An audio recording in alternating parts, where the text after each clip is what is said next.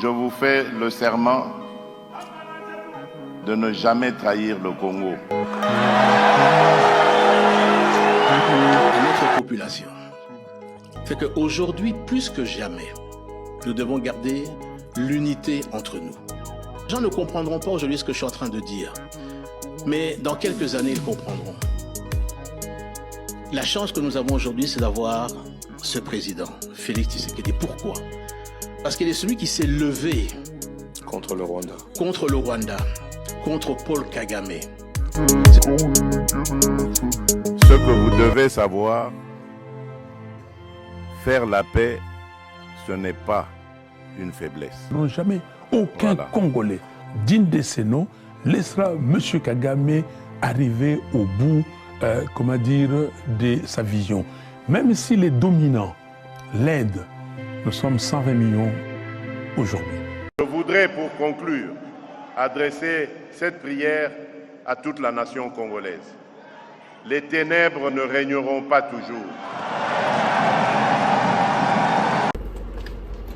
Bonjour, bonsoir Bandeko. Ici on se beaucoup la biso, c'est vraiment makasi Bandeko. Ya kokutana ko solo la makambo Congo na bino. Merci vraiment.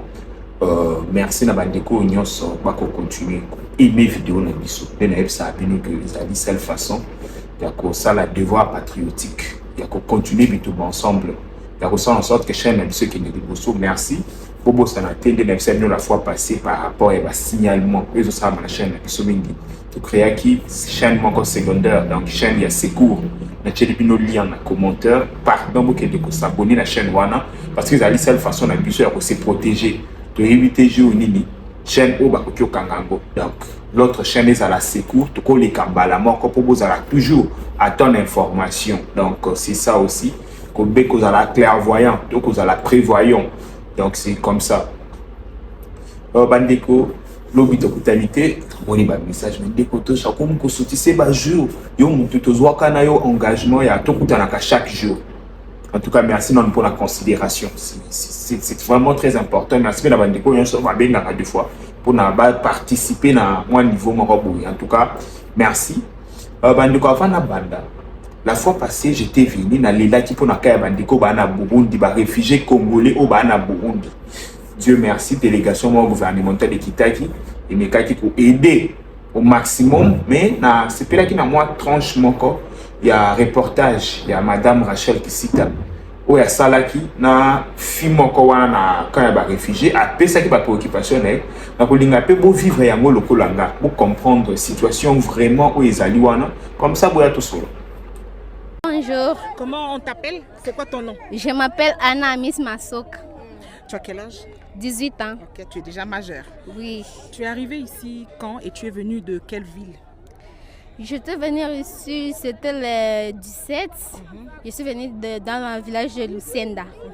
Tu habitais Lucenda, à Bukavu ou ici? À Bukavu, tu habitais où? Dans le sud Kivu? Sud Kivu, territoire des Fizi. Tu habitais territoire des Fizi. Oui. Tu as quitté là-bas quand? C'était le 15 décembre. Oui. Vous avez fait les pieds? Oui. Toi, tu étais enceinte? J'étais enceinte, non, oui, bien sûr. Donc tu as fui enceinte? Oui. Comment tu as fait pour arriver jusqu'ici? On a souffert beaucoup. Je ne sais pas maintenant comment je peux m'expliquer. On a quitté là-bas. En arrivant ici, je ne sais pas vraiment, c'est Dieu seulement qui nous a aidés. Un miracle. Un miracle, vraiment. Et tu as accouché quand? C'était le 27 décembre. Donc tu es arrivé le 17, 10 jours après tu as accouché? Oui. D'une fille ou d'un garçon? Une fille. Ok. Et ça s'est bien passé? Non. J'étais accouchée dans cet hôpital ici. Mais j'avais vraiment, je ne sais pas comment je peux m'expliquer parce que le français ça me complique un peu. J'avais accouché. Tu le parles bien, vas-y. Assis sans même aller dans la salle d'accouchement. Dans la salle d'accouchement, mais ainsi il n'y a pas les matériel. Non, pas de matériel. Les sages-femmes.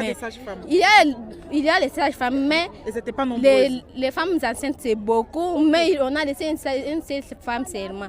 Maintenant, les jours là que j'avais accouché, il y avait une seule femme. Maintenant, les femmes enceintes sont nombreuses beaucoup. Maintenant, le travail, ça le complique. C'est moi-même. Oui. Mais comment tu fais maintenant pour vivre, toi et ton bébé? Pour manger? Pour manger, nous souffrons beaucoup ici. Parfois, depuis le matin, je n'aime pas encore manger. Depuis le matin, si on trouve on appelle les kabuchungu. Et si on trouvait ça... Les frettés, mais les kabuchungu, on appelle... Non, les kabuchungu, c'est les frettés. Les frettés, non, ce n'est pas les frettés. Les kabuchungu, je peux l'appeler comme ça. C'est du poisson? Oui, non, ce n'est pas les poissons. C'est le petit fretté comme ça. Il y a... Mais je ne sais pas comment je peux le...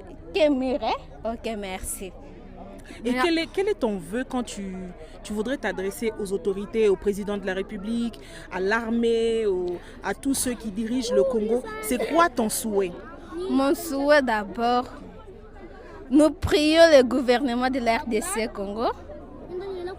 D'abord de nous aider ici, nous souffrir beaucoup. Les enfants, les femmes ici ont tué beaucoup les gens ici. Les enfants morts ici chaque jour, il n'y a pas de l'eau, il n'y a pas à manger. Maintenant, nous souffrons beaucoup. Il faut nous aider avec la nourriture. En attendant que là-bas, dans notre pays, on arrange bien la situation. Qu'on retrouve la paix. Oui, qu'on finisse avec la guerre. Bandi ko bomoni situation ya Burundi. Maloba ya jeune fille oyo yo ça la passe na motema. Yo ça la passe parce que bato ba otcha na condition wana ezali entre guillemets ba swahiliphone, ba défenseur ya ba swahiliphone. De ba otcha jeune fille oyo na passion nyonso bandiko. Ça fait mal, hein? Ça fait très mal de voir des Congolais ba souffrir pendant tant d'années. Au lieu de place tout s'indigner, la souffrance, les gens passent leur temps à insulter le président de la République. Au lieu de place tout s'indigner, dans la condition inhumaine, au bandit qu'on a vu à Est, bako vivre pendant 30 ans. Nani kolinga, ndekona moi ça vivre dans la condition. D'être frandi bonani, au linga mona lobby dekona moi si, au lobabo. À vivre dans la condition, ba parents na et toute famille na et nani kolinga mona bango na condition où. Tout mon côté. Mais nous, c'est comme si tu as commis une armée à libérer. Et ça, là-dessus, c'est l'autre. C'est étonnant. C'est vraiment étonnant. Mais tu as pété. Nous, les autres, tu as ça qui devoir dénoncer. C'est tout ce qu'on peut faire. C'est dénoncer. C'est montrer au monde la réalité. Pour expliquer les réalités, ils ont bouillé. Tout ça, la bouille, pour tout qu'il y ait des bosses. On a même optique. Vous voyez que ces derniers temps, c'est ça, il y a un dialogue. Dialogue, est-ce que le ministre Patrick Mouya a parlé de s'il y aura dialogue, il y aura Kinshasa, dans le contexte ni. Est-ce que embrièvement écrit. Mais vous voyez que la touche à TV, tout ça là est fort. Tu expliques que nous avons ma casse, na péténions. Nakoloba j'étais parmi bato liboso ba bimisaka makambo ya dialogue. Tant qu'on a vu le président en Angola, na yeli une information que on va parler du dialogue et après bon monde qui panzana qui partout tout le monde chercher en parler. Bandeko. Ici na na posa to ke malembe. To ye bananu que conflit otuzana ngo bande. Conflit otuzana. Eza conflit mo boté ya mukie. Non. Eza conflit moko eza ko engager ba parti ebelé. Et on a le président Tshisekedi envoyé au début. Azali na idée à Bitumba. Na Minduki. Mais quand on va s'entourer pena ba conseiller. O ba ko conseiller bien ba ebisi tala. Tala kaka Christian Chiwewe a témoigné à lobby nazana e na maboko a bo pesa nga kaka ordre na livrer bino. Banda Iwel Batumba ya munda bate faiba somba minduki yango ya toksale la guerre. Bango nyonso na kati ya ku.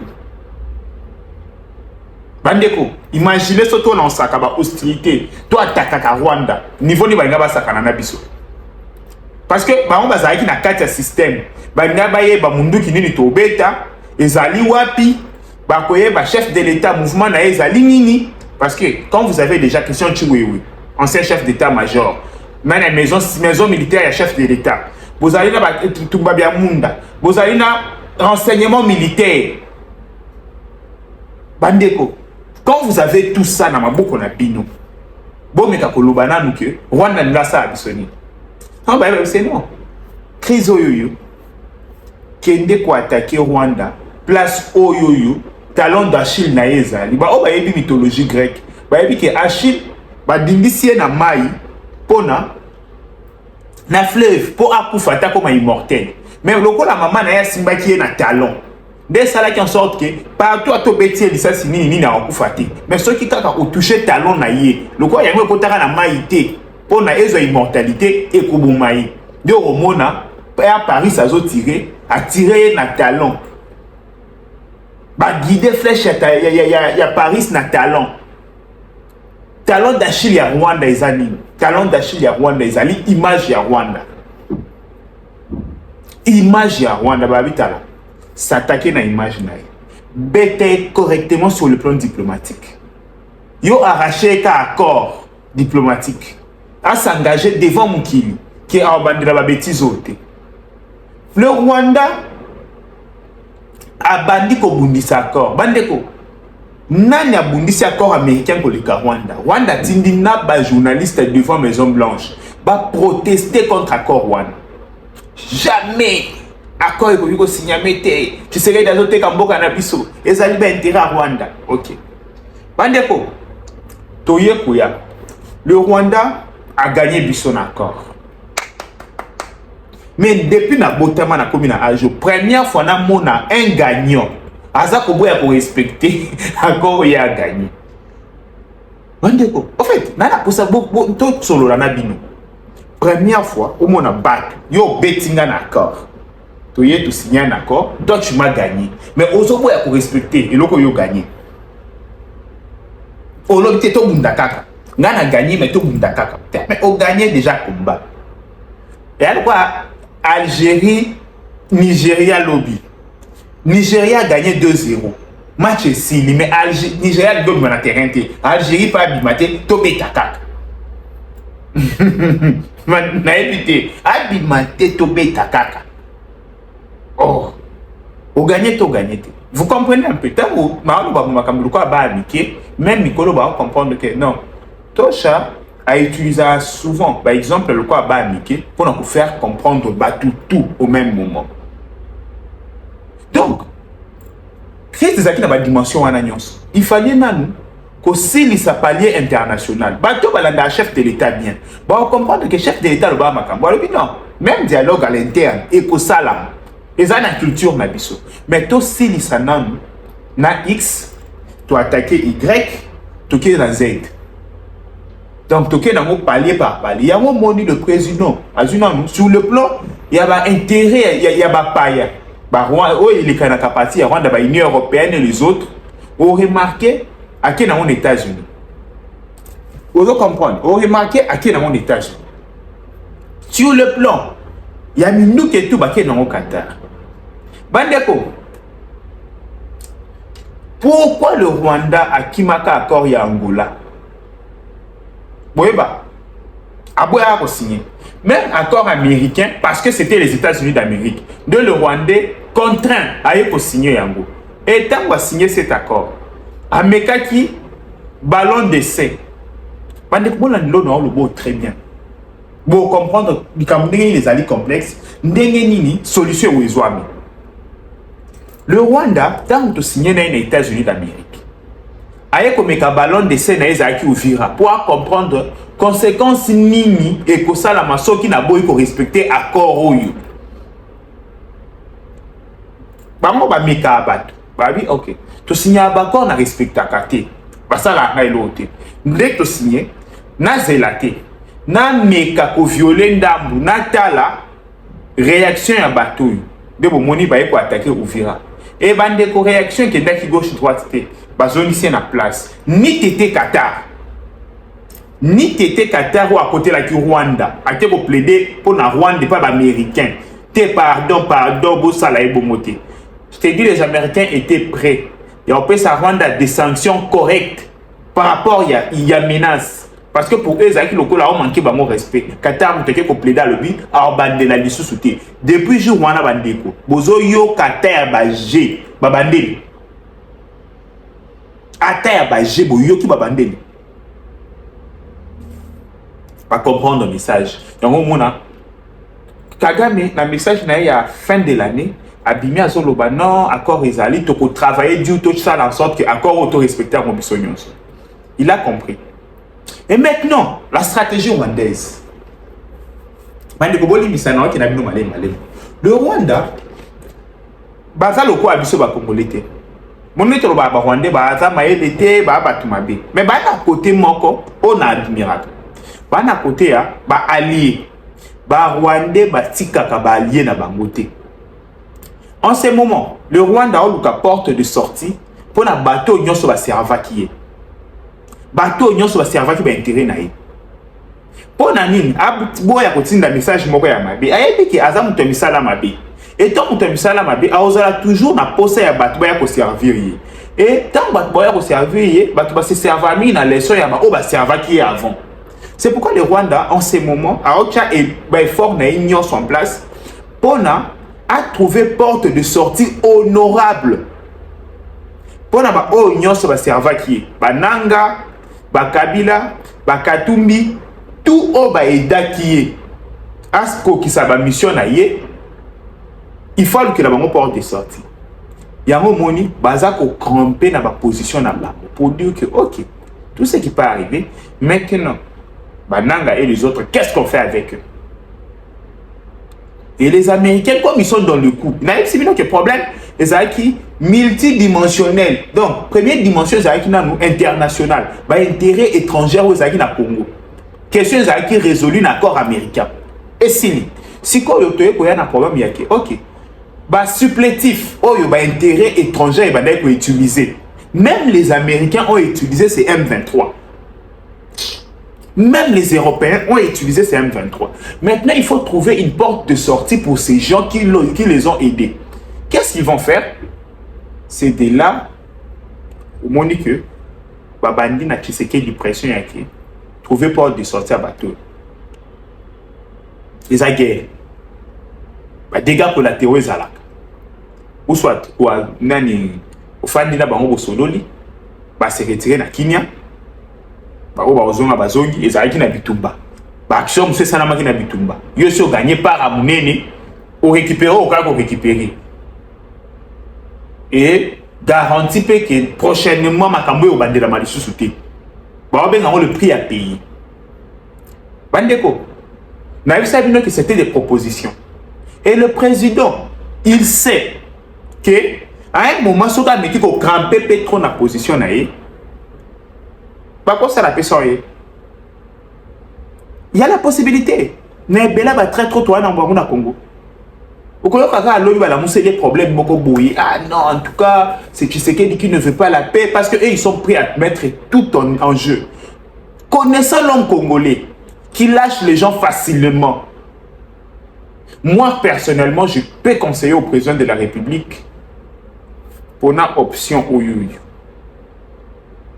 Parce que si on gagne, option à Mouneni, option à Mouké au Yuyu, et au Longolo qui se qualité. Connaissant l'homme congolais qui change facilement, qui lâche les gens facilement, le long Moutambaza wapi. Pardon, là, on la parenthèse. Le long constant Moutambaza. Et un abat, il y a un constant Moutambaki. Yo soko koti makala, ngape na wakota na makala. Non, yo en tout cas, je vais aussi me paralyser mboka. Bande ko bakanga Constant Mutamba, nani accompagner Constant Mutamba na porte makala. Ata na porte kacho. C'est ça le peuple congolais. On oublie vite. To pousser à battre. Non, yo faut ça la boyo za mystique. Mais so comme to ebisa ga boya ko yoka. Mato elika amutute. Bande ko awa to ko analyser na bosolo.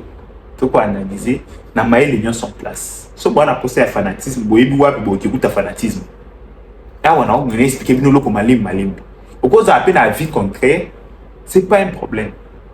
Mais nous sommes malim. Donc, ici, le président de la République, ce qui andimise là le dialogue, et que faut négocier, à dialoguer, dans la partie où nous sommes, je pense que Pour n'engager na quoi encourager. Et que na makambo yemoko alobaki que abandana nous na problème ya munene sur le plan international. Le Rwanda a signé accord oui ou non? Oui. Tout ça na support moko sur le plan international. Signé devant 6 chefs de l'État. 6. Devant 6 chefs d'État. Tout signé. Avec la FCM 23, Nadowa, tout ça, un mécanisme moko. Batroubadou, nyonso Fandi Sabango. Si là, bango, Kanyibisaka, tout le monde a développé. C'est tout. Mais qu'est-ce qu'on gagne en s'entretuant? Il y a ça dans ma baie. Qu'est-ce qu'on gagne? Fandi Sabatouana, nyonso, tout le monde a développement. Et si on perd rien, on gagne rien. C'était ça, mon dame. Il y a information, il y a analyse, il y a avis personnel. Merci beaucoup. Nous avons battu le chef de l'État, abattu la Congo, abattu la bateau, nyonso, baokubunda pour na Congo na front. Merci. Bye bye. Ciao. Bote Bandeko, bienvenue dans Tosha TV. Bandeko, tozali ko lancer campagne oyo tobengi na Tosha promotion. Pour na bandeko nyonso o balingi ba marque na bango eye bana ba événement na bango eye bana tozali ko sala ba promotion na chaîne na biso na plan marketing. Donc mutu nyonso aza na posa produit na ye ekende liboso azali na posa mukili eye ba eloko na ye a contacter biso na numéro oyoyo toko solo là pour la promotion ba produit na bino nyonso. Donc tozali ko travailler na ba agence pour na ba réalisation ya ba publicité.